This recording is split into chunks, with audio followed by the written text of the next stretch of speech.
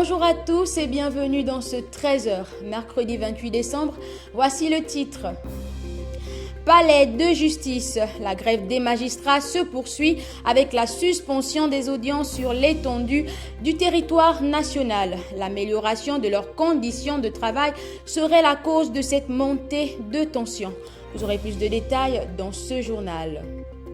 Une fois de plus, bonjour. Fonds social en ouverture, le mouvement d'humeur du Sinamag prend de plus en plus de l'ampleur avec la suspension des audiences sur l'étendue du territoire national. Pour cause, il réclame de meilleures conditions de travail. Maya Meza, reportage.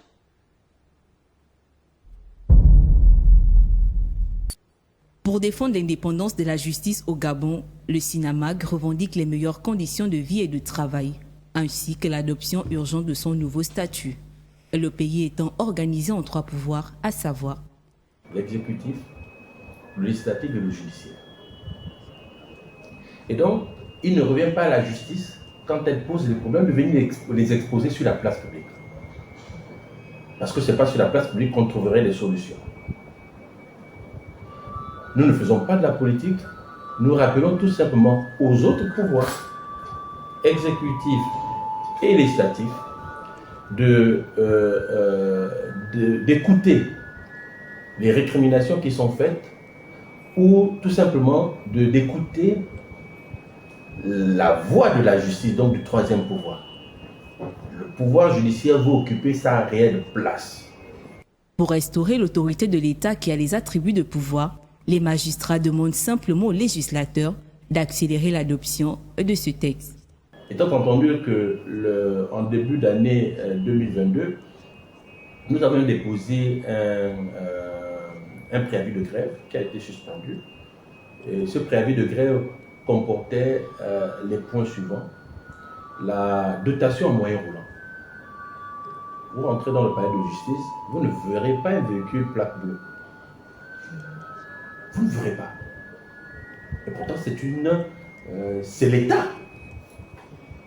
C'est l'État qui est représenté ici. Le projet de statut élaboré en collaboration avec le ministre de la Justice devrait venir régler tous ces maux, mais malheureusement... Ces cas d'abandon, parce que nous estimons que le pouvoir judiciaire est abandonné. Le juge gabonais est un juge communautaire. Le juge gabonais n'est plus le juge du Gabon. Il est juge communautaire. D'abord dans l'espace CEMAC, nous avons la cour de la CEMAC. Dans l'espace WADA, 17 pays africains utilisent les mêmes textes sur le plan du droit commercial, du droit de société, en matière d'exécution des décisions de justice. Par ailleurs, afin de garantir l'atteinte des objectifs visés, le Sinamag souhaite respecter scrupuleusement ce mouvement de grève qui se tiendra sur l'ensemble du territoire, dans chaque juridiction, et un service minimum est mis en place de 8h à 12h jusqu'à satisfaction de leurs revendications. Et puis, le collectif des entrepreneurs en collaboration avec le ministère des petites et moyennes entreprises et les petites et moyennes industries ont procédé hier à l'exposition des produits Made in Gabon. L'objectif étant de donner plus de visibilité à la production locale. Chimène Lindong, reportage. Objets en raffia tissé, boucles d'oreilles, sacs, bijoux, couture et broderie, autant de produits issus de l'artisanat local qui font l'objet d'une exposition vente. Ces délices de l'artisanat gabonais, confectionnés par des femmes pour montrer leur savoir-faire, sont exposés avec fierté.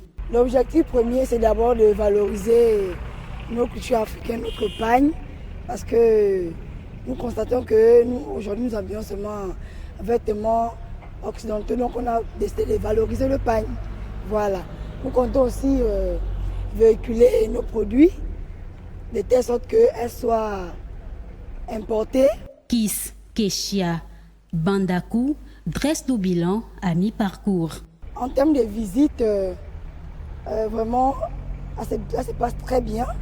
Il y a beaucoup de popularités qui viennent visiter. Il y a beaucoup qui ont même découvert, qui ne savaient pas qu'il y avait une exposition ici. En termes de vente, par la grâce de Dieu, ça va. La responsable de l'association Bouvwendi Cosmétiques a présenté les produits de son stand. Nous avons des thés, par exemple, des infusions de thé pour le bien-être. Nous avons des crèmes, des savonnettes pour le corps.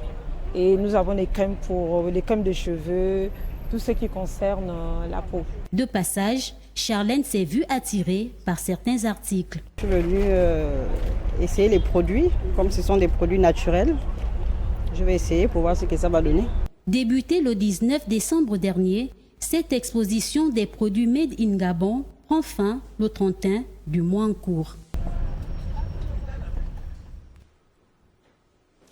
Et puis, la stratégie à mettre en place pour une alternance sans heurts au sommet de l'État en 2023 était le thème de la conférence réalisée hier par le professeur Albert Ondo Ossa. Daniel Bouka nous fait le point. Devant la presse nationale, internationale et une parterre d'invités, le professeur Albert Ondo Ossa s'est exprimé. De façon explicite, il a décliné les principales causes de l'échec des différentes tentatives d'alternance au sommet de l'État, initiées par le passé entre les années 1993 et 2016, qui ont tiré le Gabon vers le bas. La première tient à l'attitude des challengeurs que nous avons suivis et soutenus, qui, pour la plupart, sont devenus à un moment ou à un autre complices du pouvoir. La deuxième raison procède du fait que nous avons pratiquement tous manqué de lucidité. Nous avons été naïfs et avons feint d'ignorer les forces en présence, par manque de réalisme.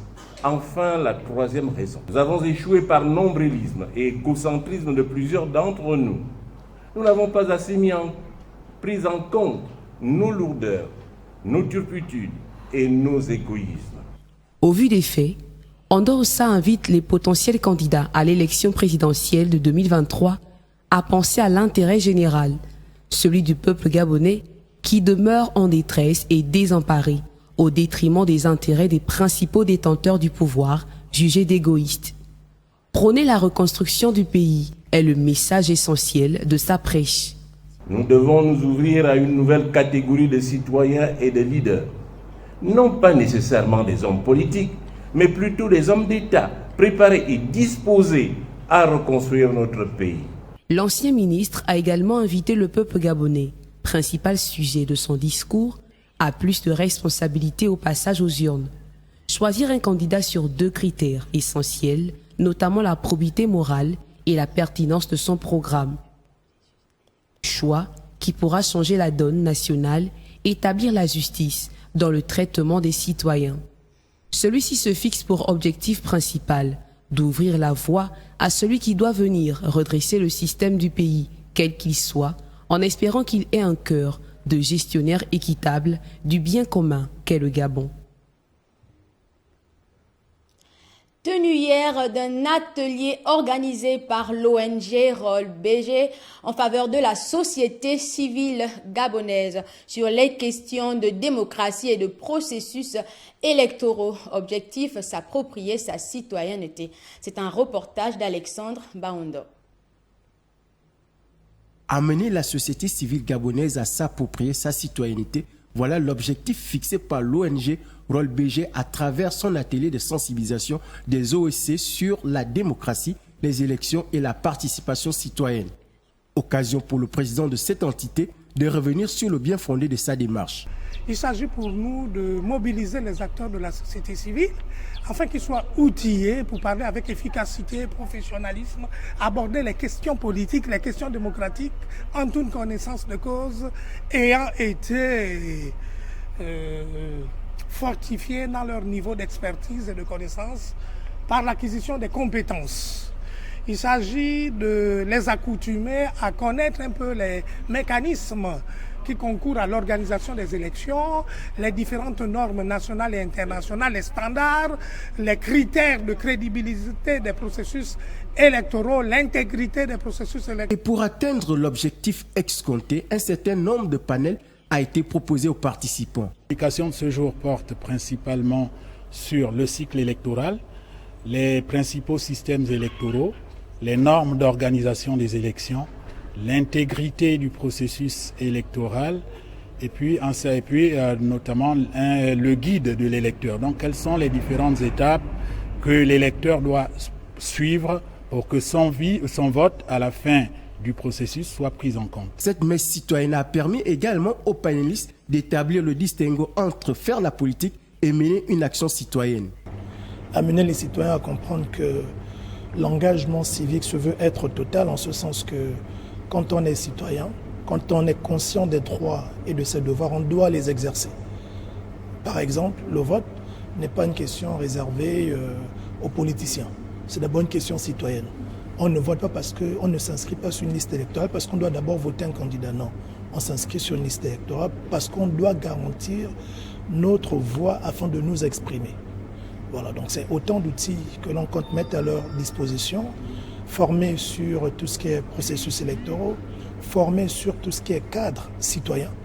Comment est-ce qu'un citoyen doit se définir? Quels sont les outils qu'il doit avoir afin d'être mieux aguerri à défendre ses droits? Il faut dire que l'engagement des citoyens est devenu un élément central de presque toutes les sociétés.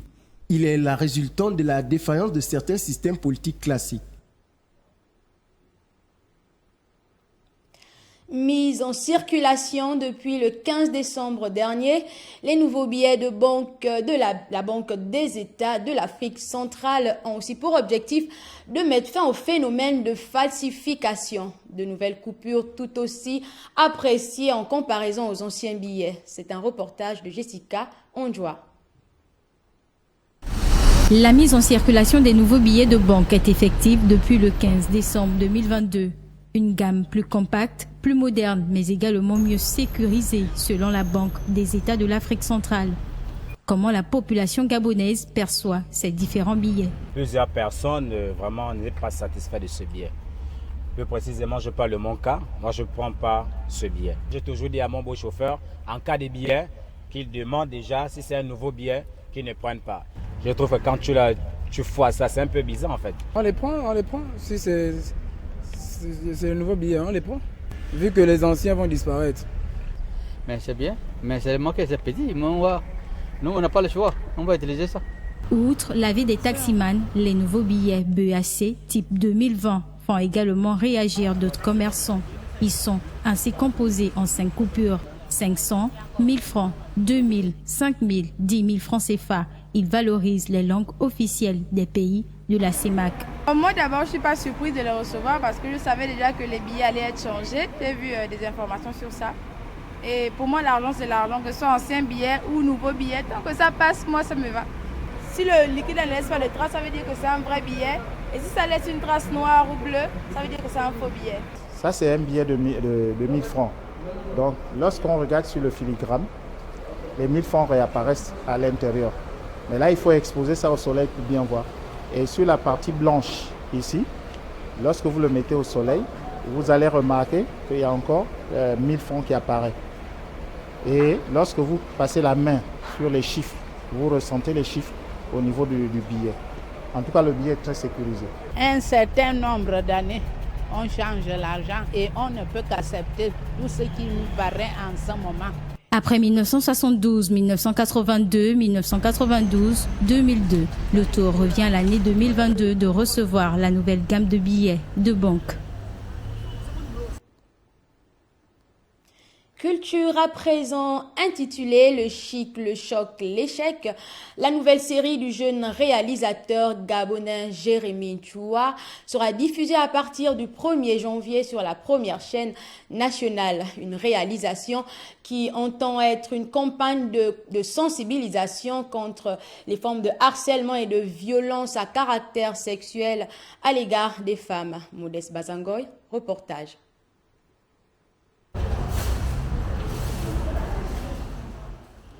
C'est le couloir qui mène à l'auditorium où a eu lieu l'avant-première de la série événement qui fait sensation, le chic, le choc, l'échec. Devant un public venu nombreux, le premier épisode a été diffusé en présence des officiels et des férus du cinéma. Et le but était vraiment de créer une série dramatique qui parle des réalités de la condition de beaucoup de femmes et beaucoup d'hommes dans notre société. C'est vraiment une série qui est critique et donc je pense qu'il va toucher beaucoup de jeunes, quoi, parce qu'elle est tournée avec un style un peu hollywoodien, style un peu américain pour accrocher. Il s'agit d'un scénario décrivant les discriminations liées au genre au sein de la société gabonaise. La série dénonce le harcèlement en milieu professionnel, la cupidité et les différentes formes de violence dont sont victimes les femmes, tant en milieu scolaire qu'en milieu professionnel. C'est un rôle qui ne va pas plaire aux gens parce que ce rôle va réveiller beaucoup de mauvais souvenirs de certaines personnes. C'est un rôle qui va frustrer énormément de personnes, mais je ne pense pas que notre rôle c'est de frustrer, non, mais c'est de mettre à la lumière certains mots qui minent la société. Et les mots qui minent la société, c'est les rôles qui ont été joués non seulement par moi, mais aussi par mes amis, mes frères acteurs. Une œuvre bonifiée par la participation des anciens du 7e art gabonais. C'était pas facile, c'était assez compliqué parce que moi je suis un émetteur. Vous savez tous que l'homme il est émetteur-récepteur. Moi je suis un émetteur, j'émets, mais il faut que le récepteur soit en capacité de recevoir. Parce que la capacité de sa réception, c'est la disponibilité, c'est l'humilité, c'est la simplicité. La série événement est une œuvre du programme Gabon Égalité promu par les plus hautes autorités, les organisations et associations. Le chic, le choc, l'échec se présente comme un appel à la protection de la gente féminine et tous les vices de la société actuelle. À l'international, cette fois-ci en RDC, où 3 personnalités, dont le prix Nobel de la paix 2018 Denis Mukwege, ont accusé le régime du président Félix Tshisekedi de procéder à une politique d'externalisation de la sécurité de la RDC alors que le pays est menacé par plusieurs groupes terroristes. C'est un récit de Sidela Niman. Le docteur Denis Mukwege et les 2 opposants Martin Fayulu et Augustin Matata Ponyo ont dénoncé dans une lettre le déficit de leadership du président de la République démocratique du Congo, Félix Tshisekedi. Selon eux, le pays est en proie à une gouvernance répressive et irresponsable. Au lieu de doter le pays d'une armée efficace, ont-ils noté, le gouvernement a privilégié une politique d'externalisation de la sécurité nationale à des forces étrangères et pire, à des États à la base de la déstabilisation du pays, citant le Rwanda et l'Ouganda. Depuis une année, la RDC fait face à la résurgence du groupe armé M23 qui a conquis au cours des derniers mois de vastes pans du territoire du Nord Kivu, province congolaise frontalière du Rwanda. Sous la pression internationale, les rebelles ont pris part vendredi à une cérémonie en vue de remettre la ville stratégique de Kibumba à une force militaire régionale de la communauté d'Afrique de l'Est. L'armée congolaise a qualifié samedi de leur ce désengagement annoncé avec pompe par les rebelles du M23. Par rapport à la situation politique en RDC, les 3 hommes ont exprimé leur profonde inquiétude sur le caractère non inclusif du processus électoral ainsi que la violation de la Constitution, notamment en ce qui concerne les poursuites judiciaires engagées contre certains acteurs politiques dans le but de les éliminer du processus électoral. Martin Fayulu, candidat malheureux à la présidentielle de 2018, revendique toujours plus de 60% des voix et Augustin Matata Ponyo, ancien Premier ministre, aujourd'hui sénateur, est poursuivi pour une affaire de détournement de fonds présumés. Ancien opposant, Félix Tshisekedi a été proclamé vainqueur de la présidentielle controversée de décembre 2018. Il a déjà exprimé son intention de se représenter à la présidentielle prévue pour le 20 décembre prochain, tout comme Fayulu et Matata. Et c'est la fin de cette édition d'information. Merci de l'avoir suivi. Excellente suite de programme sur TV+.